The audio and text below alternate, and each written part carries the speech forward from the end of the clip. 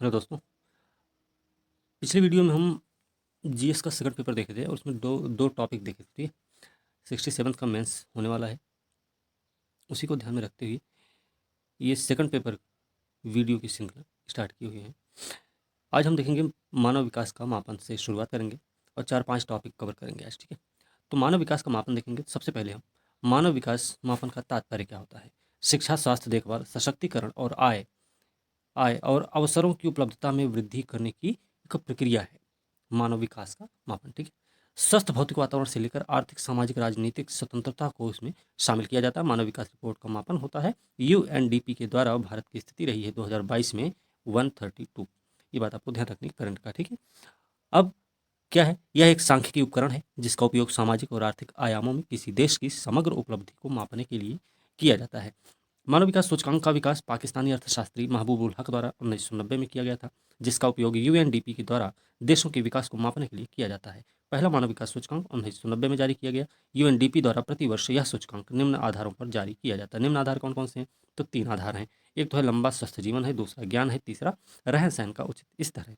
इन 3 आधारों को देखेंगे तो इन 3 आधारों को 4 प्रमुख संकेतकों के आधार पर मापा जाता है। अब लंबा स्वस्थ जीवन है तो इसमें जीवन प्रत्याशा के आधार पर 20 से 85 वर्ष की उम्र वाला।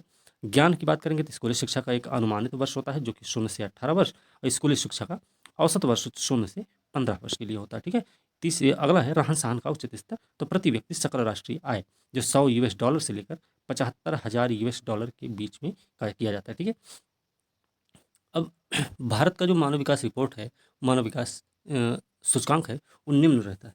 तो उसमें क्या समस्या है, तो हम देखेंगे भारत सरकार के द्वारा जो प्रयास किए गए हैं। फिलहाल बहुत सारे प्रयास भारत सरकार के भी हैं, तो इसमें हम बिहार का भी कवर करेंगे जो बिहार सरकार के द्वारा प्रयास किए गए हैं। तो मानव विकास कार्य सूची को प्राप्त करने के लिए बिहार सरकार के जो प्रतिबद्धताएं रही हैं उनके बारे में देखेंगे।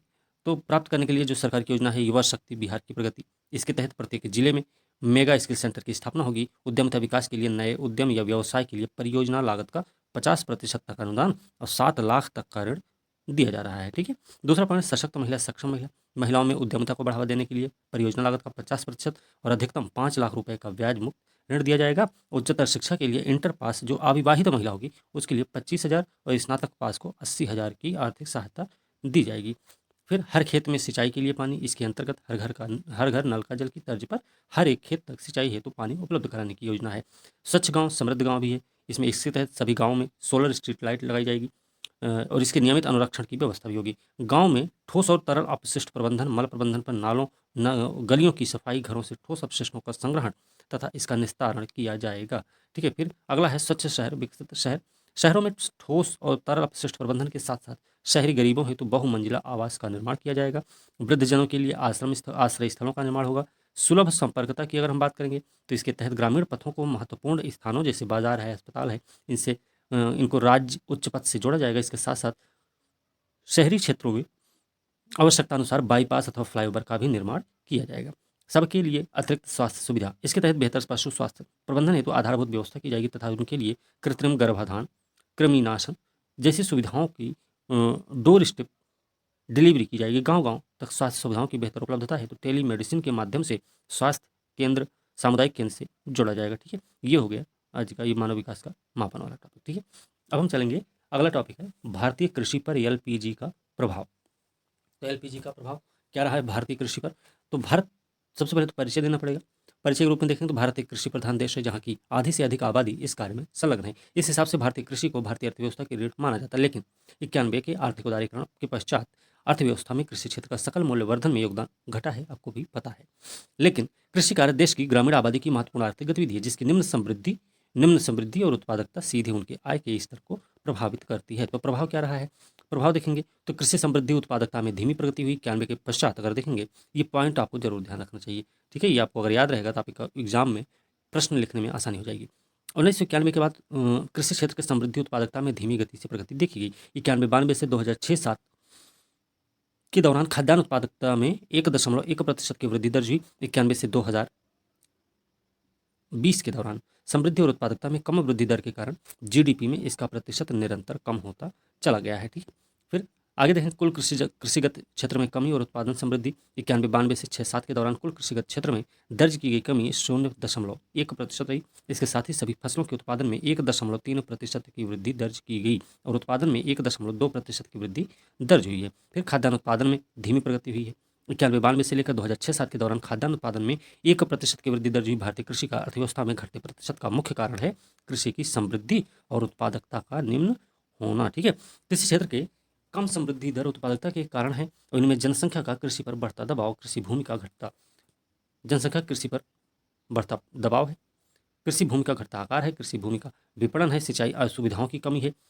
ठीक है, और सुविधाओं की कमी, सॉरी, भारतीय कृषि का मानसून पर निर्भरता है, पर्याप्त पूंजी का कृषकों तक पहुंच की कमी है, कृषि में आधुनिक तकनीक को अपनाने में कृषकों की कम रुचि रही है और कम रुचि इसलिए रही क्योंकि उनके पास पैसा भी नहीं, पूंजी भी नहीं है, और कृषि की का वाणिज्यीकरण, ये सारे प्रभाव रहे हैं, इसके कारण भी नहीं। ठीक है, 90-91 में देश के सकल घरेलू उत्पाद में कृषि का योगदान था 30%।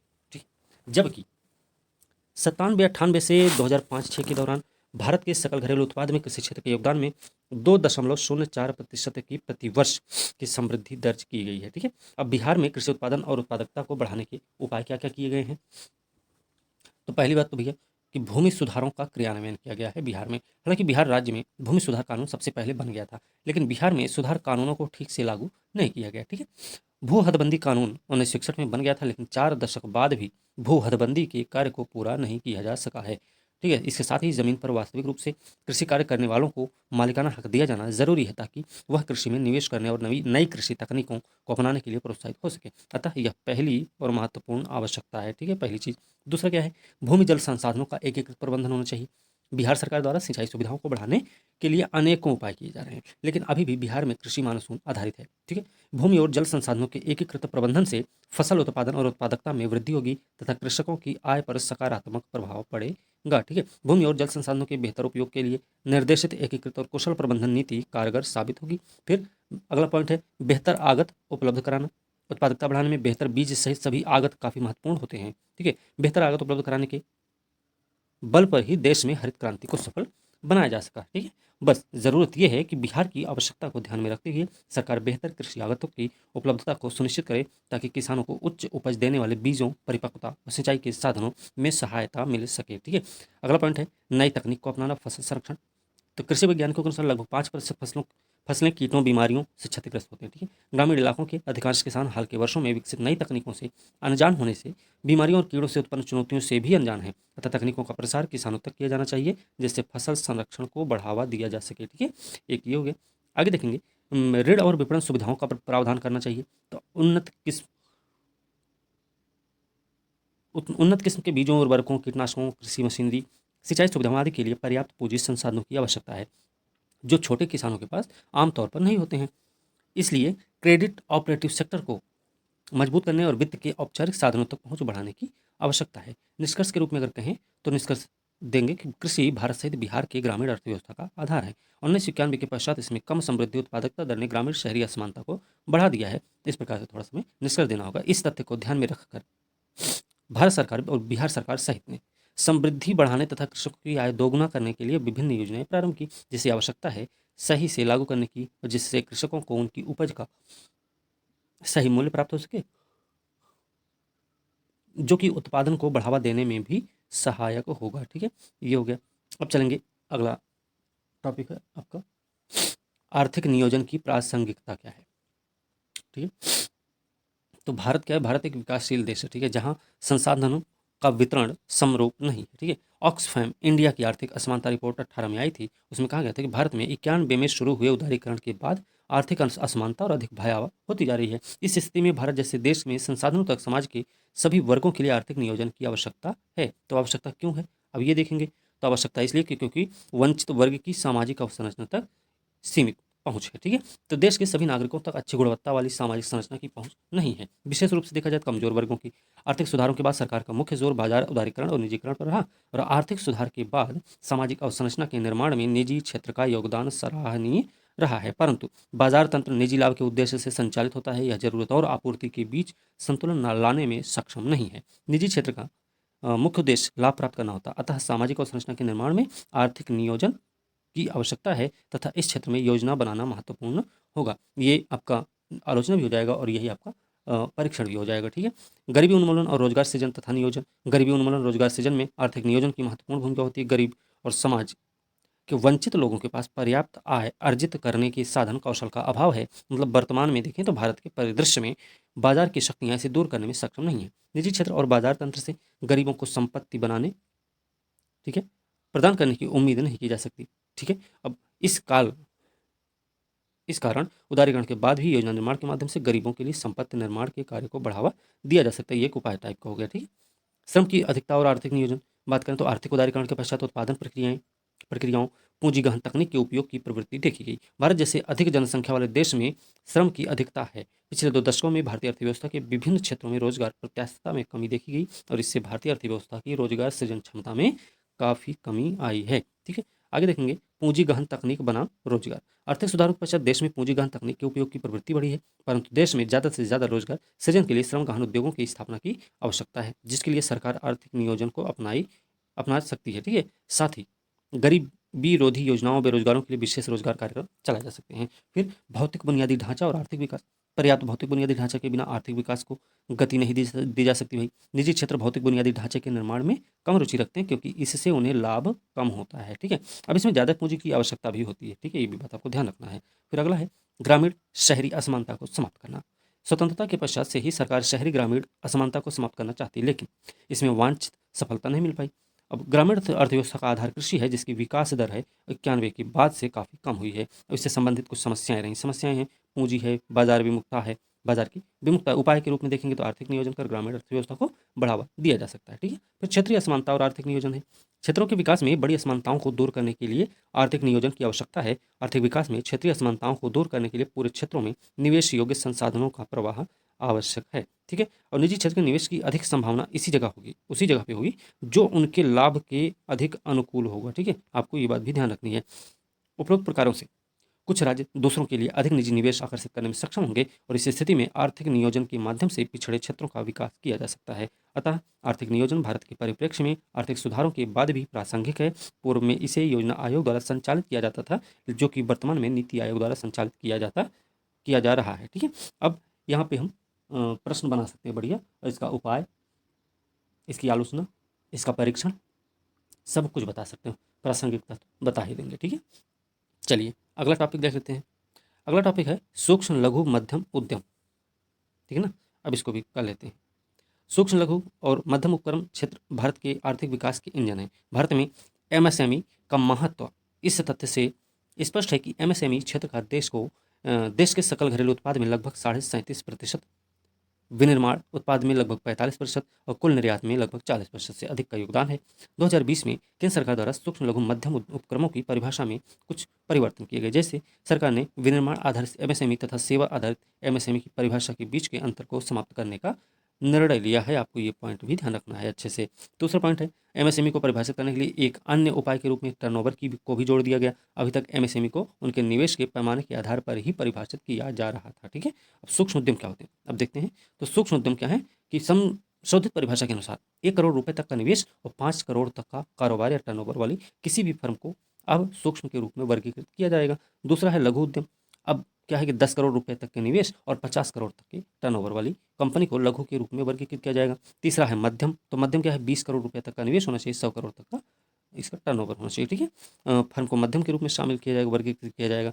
अब देश के औद्योगिक वृद्धि को तीव्र करने के लिए और आत्मनिर्भर भारत अभियान की सफलता में सूक्ष्म लघु मध्यम उपक्रम महत्वपूर्ण भूमिका निभा सकते हैं। अब एक प्रश्न देखिए यहाँ से आपको मिल गया, सूक्ष्म लघु मध्यम उपक्रम हालांकि भारत के औद्योगिक वृद्धि को तीव्र करने और आत्मनिर्भर भारत अभियान की सफलता में महत्वपूर्ण भूमिका निभा सकते हैं। स्पष्ट कीजिए। तो स्पष्ट कीजिए का मतलब क्या है कि आपको ये पूरी चीज़ बता देनी पड़ेगी। ठीक है।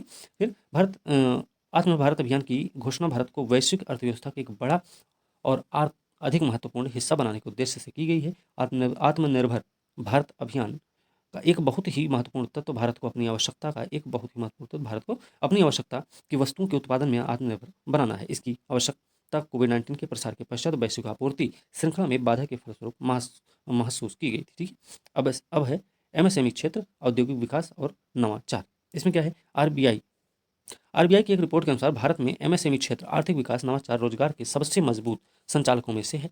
2001 से एमएसएमई क्षेत्र की वृद्धि ने लगभग हर साल देश में समग्र औद्योगिक विकास को पीछे छोड़ दिया है। आत्मनिर्भर भारत के लिए सरकार के द्वारा अनेक नीतिगत पहल की जा रही है।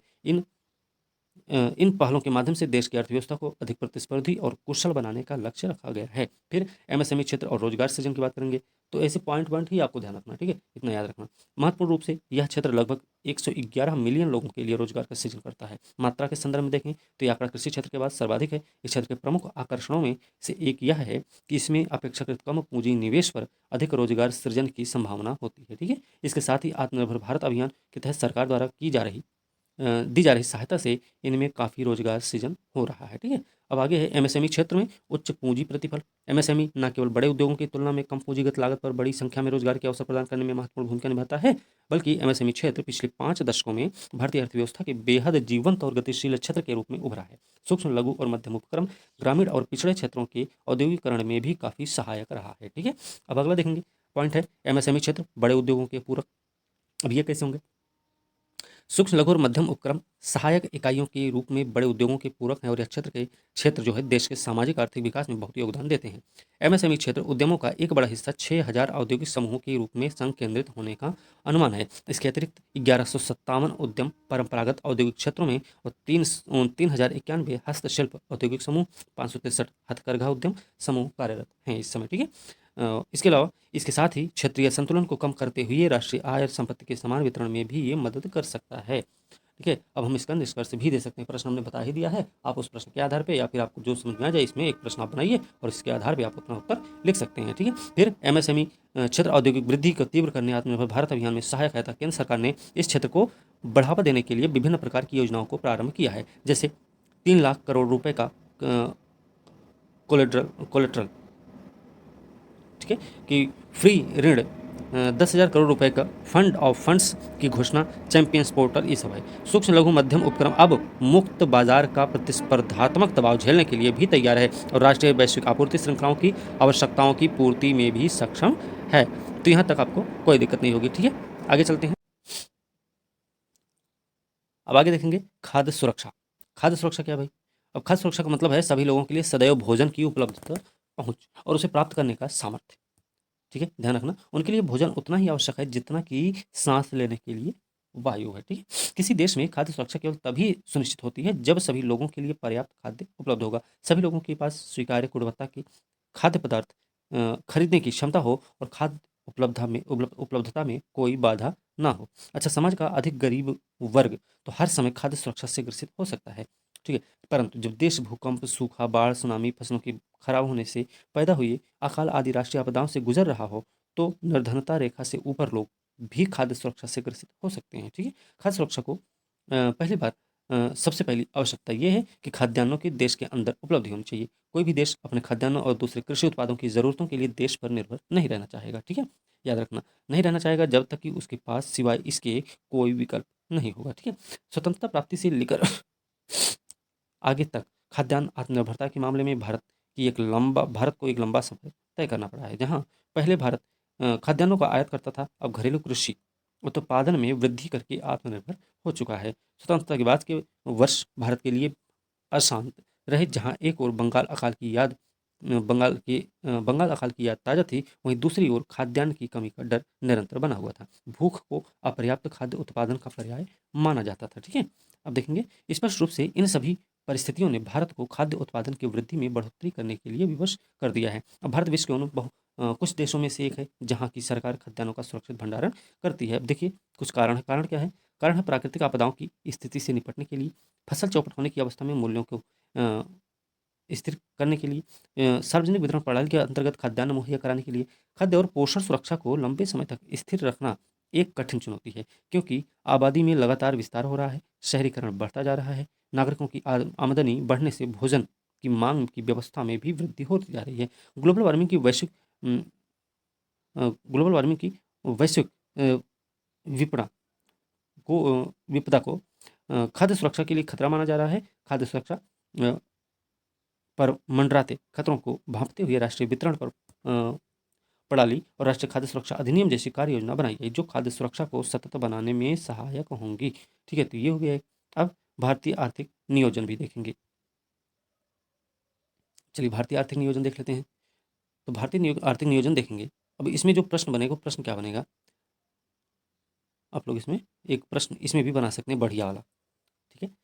तो इसमें जैसे खाद्य सुरक्षा, खाद्य सुरक्षा के तहत से क्या अभिप्राय है, खाद्य सुरक्षा का क्या अभिप्राय है, या खाद्य सुरक्षा क्या है, भारत में खाद्यान्न संकट को या खाद्यान्न संकट के कारणों का वर्णन करते हुए का खाद्य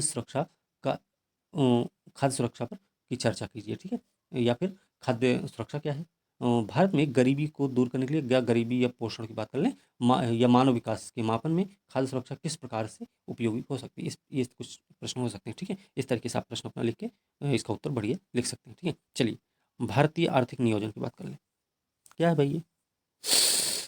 आर्थिक नियोजन एक संगठित आर्थिक प्रयास है जिसमें राज्य के द्वारा एक निश्चित अवधि में सुनिश्चित आर्थिक और सामाजिक लक्ष्यों की प्राप्ति के लिए प्राकृतिक आर्थिक संसाधनों तथा मानवीय संसाधनों का विवेकपूर्ण ढंग से समन्वय और नियंत्रण किया जाता है। तो स्वतंत्रता के पश्चात देश में आर्थिक विकास के लिए नियोजित मिश्रित प्रणाली को चुना गया, जिसमें आर्थिक नियोजन को प्रमुख स्थान दिया गया है।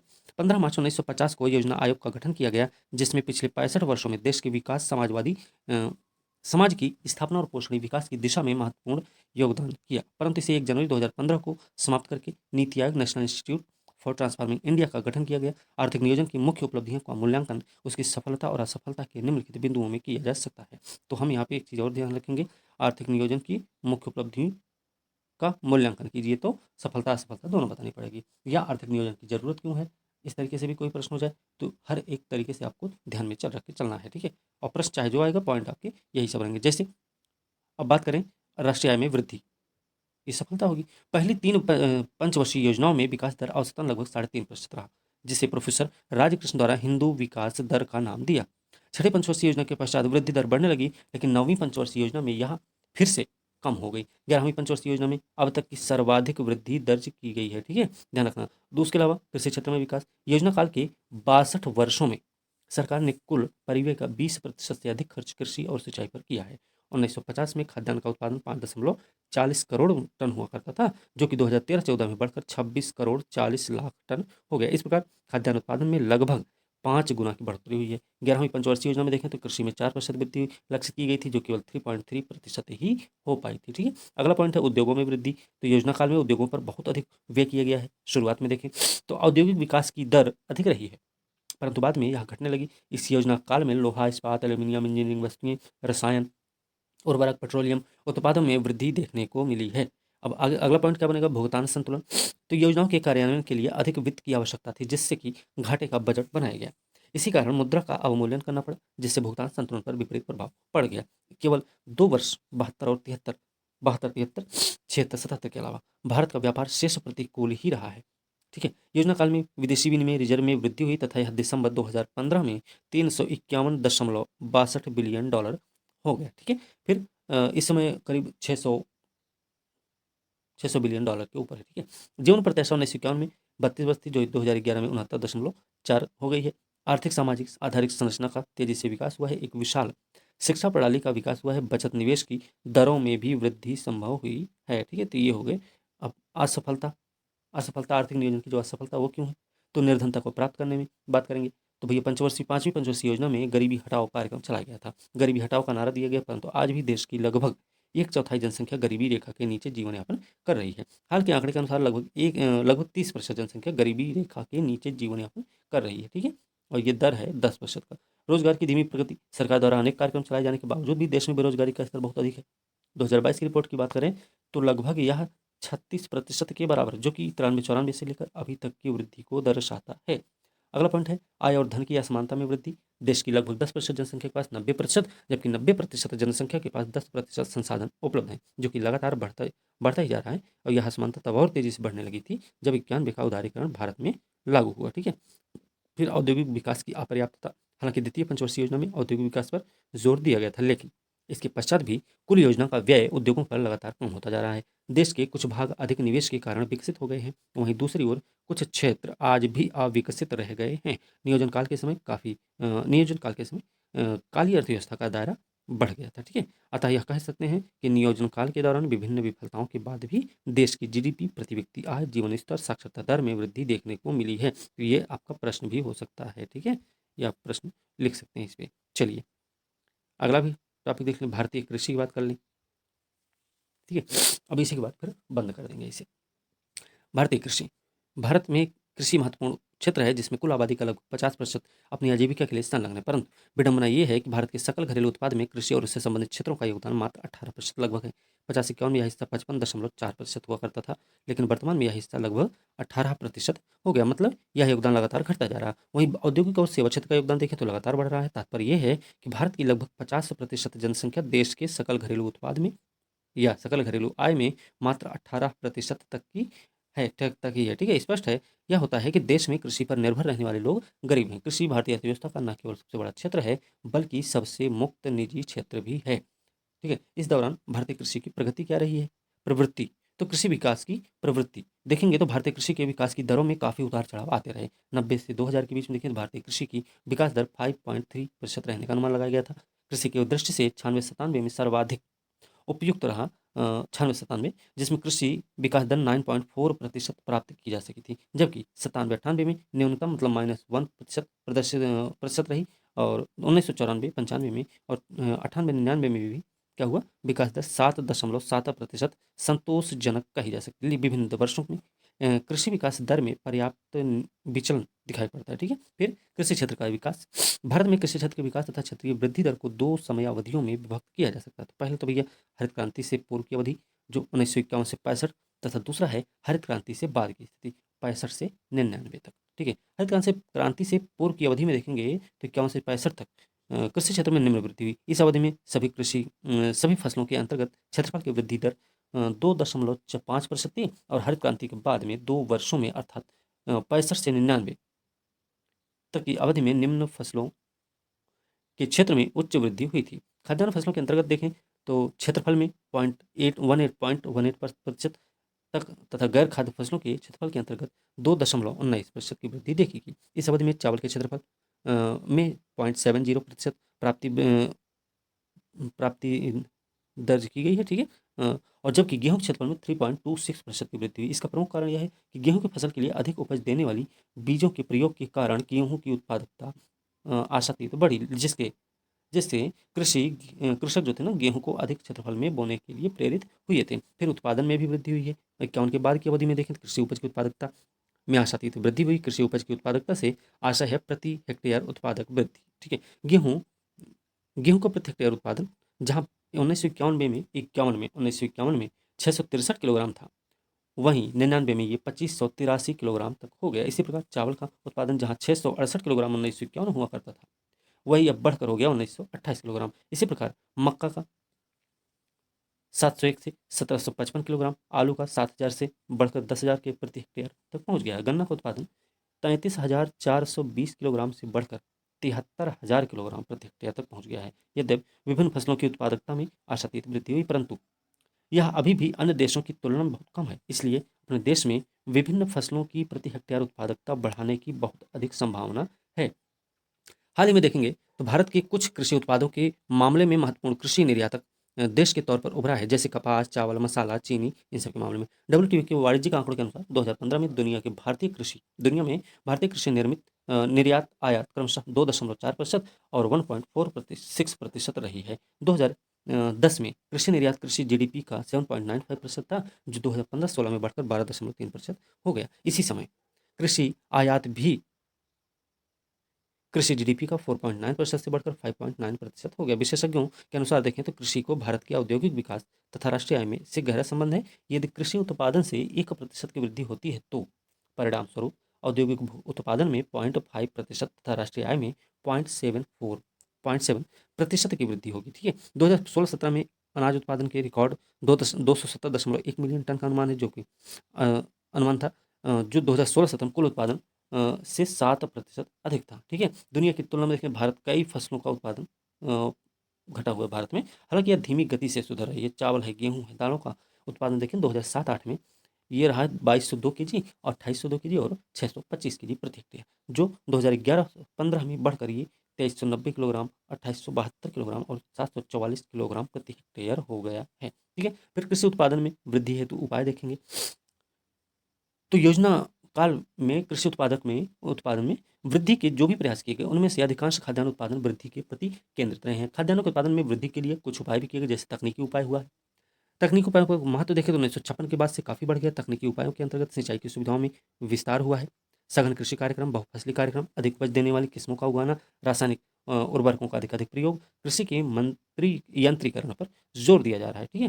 फिर भूमि सुधार। भूमि सुधार क्या है? नियोजन के प्रारंभ से ही देश में भूमि सुधार कार्यक्रम को महत्व दिया गया। इसके अंतर्गत मध्यस्थों को समाप्त करने के लिए सभी राज्यों में कानून बनाए गए और लगान का नियमन हुआ है। जोतों की उच्चतम सीमा बंदी की गई है, और याद रखिएगा कि खंडित और उपविभाजित जोतों के लिए चकबंदी की गई है। ठीक है। सहकारी कृषि को प्रोत्साहित किया गया है। दूसरी चीज़, विशिष्ट संस्थाओं की स्थापना की गई। खाद्यान्नों का उत्पादन बढ़ाने और कृषि का विकास करने के लिए सरकार ने अनेक संस्थानों की स्थापना की है, जिनसे कृषि राष्ट्रीय बीज निगम, कृषि उद्योग निगम, कृषि मूल्य आयोग और भारतीय निगम विशेष रूप से उल्लेखनीय हैं। ठीक है। फिर राष्ट्रीय खाद्य सुरक्षा की बात करें तो सरकार अब एक राष्ट्रीय खाद्य सुरक्षा प्रणाली निर्माण की ओर अग्रसर है। इसके 4 प्रमुख आधार होंगे, जैसे कि सिंचित असिंचित क्षेत्र में भी मुख्य फसलों के उत्पादन और उत्पादक में सुधार होगा।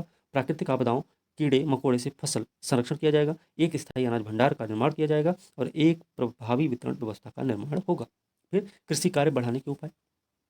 हाल ही में केंद्र सरकार ने 2022 तक किसानों की आय दोगुनी करने की घोषणा की है। साथ ही इसके लिए बृहद योजना तैयार करने हेतु एक समिति भी गठित की गई। इसके अतिरिक्त कृषि आय बढ़ाने के लिए निम्न उपाय भी हो गए, जैसे मार्केटिंग में सुधार। तो इसके लिए agriculture produce and live stock marketing act 2017 बनाया गया। इसके तहत सरकार के साथ साथ प्राइवेट मंडियां भी बनेंगी इसमें। ठीक है। इस समय छोटी बड़ी करीब 6700 मंडियां हैं, जिन्हें 30,000 तक बढ़ाना है। दूसरा, कॉन्ट्रैक्ट फार्मिंग। आप आय बढ़ाने के लिए एक और काम हो रहा है, और वह है कॉन्ट्रैक्ट फार्मिंग का। अब ये कैसे होता है? निजी कंपनियां बुआई के समय ही किसानों से एग्रीमेंट कर लेती हैं कि वह उत्पाद किस रेट पर लेंगी। रेट पहले ही तय हो जाता है। ऐसे में किसान फायदा देखकर बताएगा। ठीक। फिर कॉन्ट्रैक्ट करने वाली कंपनी को उसी रेट पर उत्पाद खरीदना पड़ेगा। इसके लिए कॉन्ट्रैक्ट फार्मिंग एक बन रहा है। ठीक है। फिर सॉइल हेल्थ कार्ड है। एक आंकड़े से पता चलता है कि जहाँ जहाँ पर सॉइल हेल्थ कार्ड के अनुसार खाद का इस्तेमाल हुआ है, नीम कोटेड यूरिया का इस्तेमाल हुआ है, वहाँ वहाँ पर प्रोडक्टिविटी बढ़ी है और प्रोडक्शन कार्ड 8 से 10% कम हुआ है। ठीक है। दूसरा, अगला पॉइंट है कृषि उत्पादों का रखरखाव। इस समय देश भर में कोल्ड स्टोरेज की क्षमता लगभग 32 मिलियन टन की है। कोल्ड स्टोरेज के साथ साथ रिफरबैन की संख्या जरूरत के हिसाब से काफ़ी कम है, और इन दोनों में सुधार की आवश्यकता है। अतः उपरोक्त उपाय से कृषि आय में वृद्धि की जा सकती है। तो इस हिसाब से ये इतने सारे टॉपिक आज हो गए हैं। ठीक है। अब ये हम वीडियो रोज करेंगे। आज ये सेकंड पेपर ही चलेगा फिलहाल। बाकी इसके बाद जो प्रश्न है ना, कई सारे प्रश्न हैं जो टेस्ट हुए हैं, कुछ बच्चे लिख के भेजे हैं कुछ लोग, तो वो जो अच्छे प्रश्न हैं उनका हम क्या करें, और की भी उन पर भी एक वीडियो बना दिया करेंगे, तो वो भी आप लोग देख लीजिएगा, क्योंकि अब ज़्यादा समय नहीं है, तो हमें लगता है कि ये सबसे अच्छा मौका है। ठीक है। तो इसी के साथ आज की वीडियो हम यहीं समाप्त करेंगे। अगली वीडियो के साथ कल मिलते हैं, तब तक के लिए धन्यवाद।